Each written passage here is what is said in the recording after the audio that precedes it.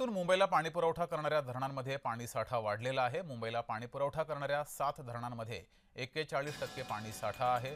तुलशी आणि विहार तलाव 100% भरले।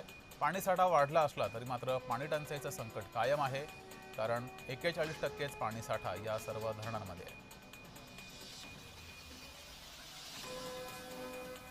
अधिक माहिती घेऊया, आपले प्रतिनिधी शुभम उमाळे आपल्यासोबत जोडले। शुभम, मुसळधार पाऊस मुंबईमध्ये बरसलेला आहे, त्यामुळे धरण साठ्यामध्ये वाढ झालेली आहे पाण्याच्या, मात्र तरी सुद्धा 41%च पाणीसाठा शिल्लक आहे। पाणी टंचाईचं संकट तसंच आहे।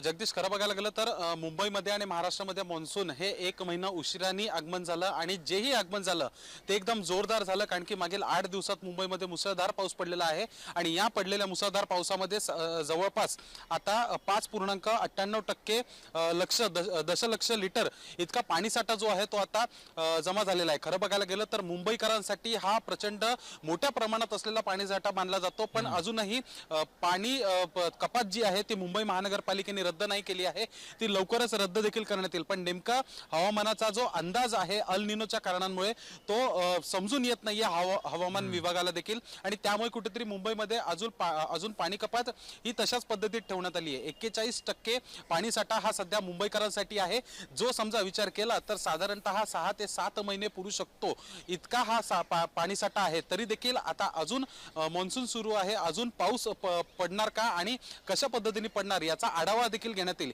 इतकंच नाही तर मुख्यमंत्री देवेंद्र फडणवीस यांनी असे देखील निर्देश कॅबिनेट बैठकीमध्ये दिले की पुढच्या ऑगस्ट 2027 पर्यंत पाणीसाठा पुरेल याच्यासाठी आतापासूनच उपाययोजना सुरू करा। त्याच अनुषंगाने मुंबईकरांवर अजून देखील पाणी कपातीचं संकट हे कायम आहे। सध्या मी मुंबईतील दक्षिण मुंबईमध्ये उपस्थित आहे आणि आज सकाळपासूनच पाऊस जो आहे तो या दक्षिण मुंबईमध्ये पडलेला नाही आहे, त्यामुळे पावसाचा जोर जो मुसळधार मागील 8 दिवसांपासून होता तो आता हळूहळू कमी होताना दिसून येत आहे। शुभम, आणखी काही दिवस आहेत पावसाचे, त्यामुळे हे धरण पूर्ण 100% भरतील या अपेक्षा आहे।